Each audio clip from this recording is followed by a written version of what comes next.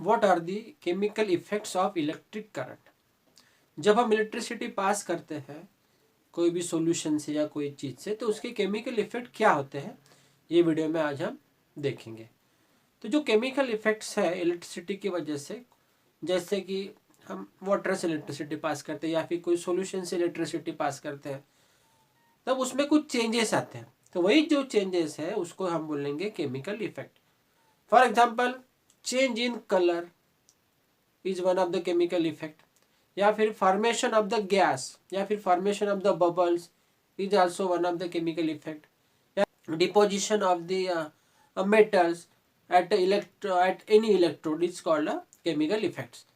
मतलब वहाँ पे इलेक्ट्रोलिसिस नाम की प्रोसेस होती है और वो प्रोसेस की वजह से वहाँ पे कुछ इफेक्ट्स हमको दिखते हैं और वही इफेक्ट्स को हम बोलेंगे केमिकल इफेक्ट्स। यहाँ पे कुछ केमिकल इफेक्ट्स एग्जांपल मैं लिखता हूँ इधर। नंबर 1 इफेक्ट यहाँ पे है केमिकल है, उसके कुछ एग्जांपल है, जैसे change in colour, change in colour, ये केमिकल इफेक्ट है। मतलब जब इलेक्ट्रोलिसिस में किसी सॉल्यूशन का कलर चेंज होता है तो उसको हम बोलेंगे चेंज इन कलर, ये पहला उसका है। सेकंड है फॉर्मेशन ऑफ द गैस, आप लिखो उधर फॉर्मेशन ऑफ द गैस, ये दूसरा केमिकल इफेक्ट है। तीसरा केमिकल इफेक्ट है formation of the metals, deposition of the metal लिख सकते हैं, डिपोजिशन ऑफ द मेटल। जो डिपॉजिट होते हैं वो कैथोड पे होते हैं, तो इसलिए यहाँ पे deposition of the metal, formation of gas और formation of the bubble, formation of the bubbles, क्योंकि जब गैस फॉर्म होंगी उस टाइम वहां पे कुछ बबल्स भी हमको दिखेंगे, तो उसी इफेक्ट को हम बोलेंगे फॉर्मेशन ऑफ द गैस और formation of the bubbles. Change in colour, ये भी एक केमिकल इफेक्ट है। अभी ये चेंज इन कलर को हम थोड़ा ज़्यादा विस्तार से देखेंगे। जैसे कि हम जब अब पोटैटो से इलेक्ट्रिसिटी पास करते हैं, तो उसकी डायग्राम मैं यहाँ पे निकालता हूँ। जैसे एक बैटरी हमने ली है, ये बैटरी है, और यहाँ पे हमने लिया है पोटैटो, कटा हुआ पोटैटो है, और यहाँ पे हमने उसके जो इलेक्ट्रोड है वो हमने ये कर दिया, और यहाँ पे हम लेंगे बल्ब, ये है बल्ब, ये है बल्ब, ये है बैटरी, और ये है पोटैटो। हमको ये प्रूव करना है कि जब पोटैटो से हम इलेक्ट्रिसिटी पास करते हैं तो उसमें कौन से केमिकल इफेक्ट्स हमको दिखते हैं। तो जब बैटरी से इलेक्ट्रिसिटी पोटैटो में फ्लो होती, ये जो है निगेटिव इलेक्ट्रोड है और ये पॉजिटिव इलेक्ट्रोड है। निगेटिव इलेक्ट्रोड को हम बोलेंगे कैथोड, और ये पॉजिटिव इलेक्ट्रोड है, इसको हम बोलेंगे एनोड। ठीक है, तो ये हमारा कैथोड हो जाएगा, ये हमारा एनोड हो जाएगा। जब इलेक्ट्रिसिटी हम पास करते हैं तब पोटैटो में कुछ स्टार्च रहते हैं या फिर कुछ पानी होने की वजह से कुछ आयंस रहते हैं, उसकी वजह से इससे इलेक्ट्रिसिटी फ्लो होती है। यहाँ से इलेक्ट्रॉन इधर जा रहे हैं, इलेक्ट्रॉन यहाँ से इधर जाते, यहाँ पे कुछ रिएक्शन होगी, और जब यहाँ पे रिएक्शन होगी तो कुछ आयंस फॉर्म हो गए।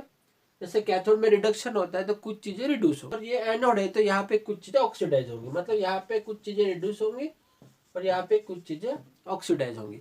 ये जो वायर है वो कॉपर वायर, आप समझिए, जो वायर है कॉपर वायर है। जब कॉपर वायर पोटैटो में हम इंसर्ट करते हैं एज ए इलेक्ट्रोड, तो यहाँ पे होता है ऑक्सीडेशन, क्योंकि यहाँ पे रिडक्शन हो रहा है तो यहाँ पे ऑक्सीडेशन है। ऑक्सीडेशन इसका मतलब जो कॉपर है यहाँ का वो एज ए Cu2 पॉजिटिव करके इधर पोटैटो में जा रहा, और ये जो आयंस है Cu2 पॉजिटिव कॉपर का, वहाँ पे जो केमिकल्स है पोटैटो में, जैसे क्लोरोफिल हो गया, स्टार्च हो गया, या फिर अदर कुछ केमिकल हो गया, उनके साथ रिएक्ट होके कुछ वहाँ पे केमिकल्स बनाता है, या फिर बोल सकते हैं कुछ सॉल्ट बनाता है, केमिकल सॉल्ट। ये जो Cu2 पॉजिटिव यहाँ पे कुछ केमिकल सॉल्ट बनाता है अपने, उसकी वजह से यहाँ पे जो है ये जो स्पॉट है जहाँ पे पोटैटो का इलेक्ट्रोड हमने इंसर्ट किया, वहां पे ग्रीन कलर आता है, green colour. Change in colour, जैसे मैंने बताया, चेंज इन कलर मतलब जब पोटैटो से हम इलेक्ट्रिसिटी पास करते हैं तो पॉजिटिव इलेक्ट्रोड यानी एनोड में, ये पॉजिटिव इलेक्ट्रोड या फिर एनोड में ग्रीन कलर का हमें स्पॉट नजर आता है। वो जो स्पॉट है वो कुछ कॉपर सॉल्ट जो बनता है उसकी वजह से हमको ये यहाँ पे नजर आता है। तो ये केमिकल चेंज होता है जब हम electricity potato, this is one of the chemical effect that we have observed in potato when we are passing the electricity through it. ये हो गया। दूसरा है फॉर्मेशन ऑफ द गैस और formation of the bubbles. Gas और formation of the bubbles हम कैसे पता करेंगे? जैसे यहाँ पे हमने लिया है पोटैटो लिए है, उसी की जगह हम लेते हैं और एक अलग डायग्राम बनाएंगे। Formation of the gas and formation of the bubbles का एग्जांपल यहाँ पे करेंगे। इसके लिए हम लेंगे एक बैटरी, यहाँ पे लेंगे हम एक बल्ब, जो पता करेंगे कि इलेक्ट्रिसिटी जब पास होगी तो बल्ब ग्लो होगा, तो पता कर सकते हैं उससे। और यहाँ पे हम लेंगे वाटर, ये दो इलेक्ट्रोड है, ये वाटर है, ये हो गया नेगेटिव, ये हो गया पॉजिटिव। जो नेगेटिव है वो है कैथोड और जो पॉजिटिव है वो है एनोड। कैथोड पे रिडक्शन होगा और एनोड पे ऑक्सीडेशन होगा। यहाँ पे हमने लिया है वाटर, ये है वाटर। जनरली जो वाटर रहता है वो उसमें सॉल्ट कम होने की वजह से उसका जो इलेक्ट्रोलिसिस हो या फिर इलेक्ट्रिसिटी पास करने की कैपेसिटी कम होती है। तो ये जो वाटर है उसकी कैपेसिटी बढ़ाने के लिए हम यहाँ पे थोड़ा एसिड डाल देते हैं। हम थोड़ा डालेंगे एसिड। अभी एसिड जो है तुरंत आयोनाइज हो जाता है, तुरंत आयंस उसके फॉर्म हो जाते हैं, उसकी वजह से वहाँ पे आयन का कॉन्सेंट्रेशन बढ़ जाता है, तो इलेक्ट्रिसिटी पास होने में आसानी हो जाती है। इसका मतलब ये जो वाटर है अभी है acidified water, acidified water.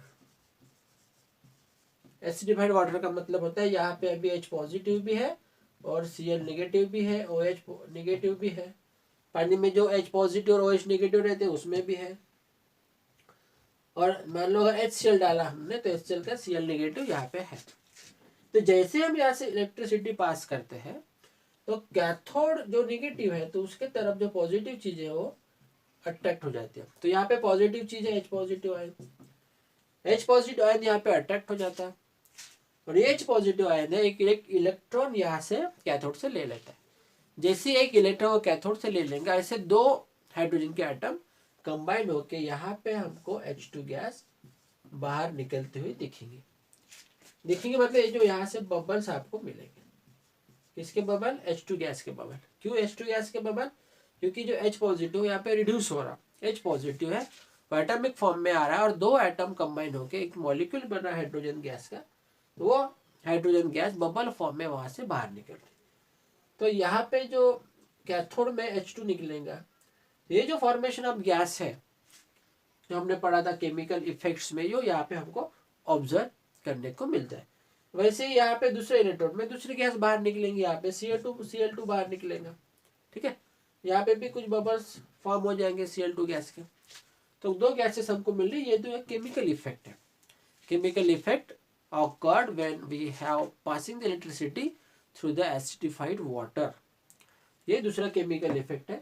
Deposition of metal भी वैसा ही है। अगर मान लो ये जगह यहाँ पे जो वाटर था प्योर वाटर था, अगर हम वहाँ पे कुछ मेटल्स के सॉल्ट लेते हैं, जैसे कॉपर सॉल्ट लेंगे, तो कॉपर सॉल्ट को जो यहाँ पे रहेगा Cu2 पॉजिटिव रहेगा।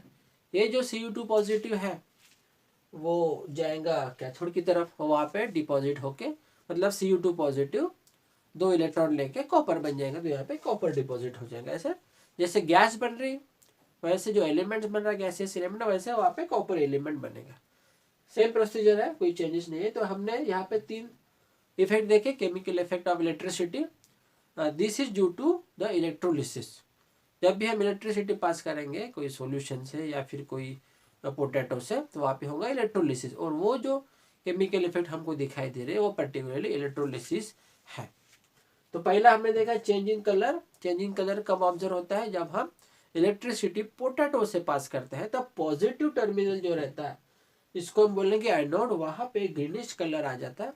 This is because of the chemical effect. दूसरा, जो एसिडिफाइड वाटर से हम इलेक्ट्रिसिटी पास करते हैं उस टाइम एक दो नेगेटिव टर्मिनल है, वहां पे कैथोड में हाइड्रोजन गैस बनेगी एज अ बबल करके वो बाहर निकलेंगे, ये भी एक केमिकल इफेक्ट है। और डिपोजिशन ऑफ द मेटल में अगर हम कॉपर सॉल्ट लेंगे तो कॉपर हो तो कैथोड में डिपॉजिट हो जाएगा। इस प्रकार से हमने तीनों जो केमिकल इफेक्ट्स है यहाँ पे हमने देखे। दोस्तों ये उसका एक्सप्लेनेशन था। वीडियो अगर अच्छा लगा आपको तो उसको लाइक करें, शेयर करें, सब्सक्राइब करें। पढ़ाई करते रहें, पढ़ाई पे कभी भी गैप न दें, और जो भी आपका गोल होगा वो आप पढ़ाई से हासिल कर सकते हैं। और मुझे पूरा विश्वास है कि आप ये कर पाओगे, बिकॉज यू आर अनस्टॉपेबल। दोस्तों थैंक यू फॉर वॉचिंग।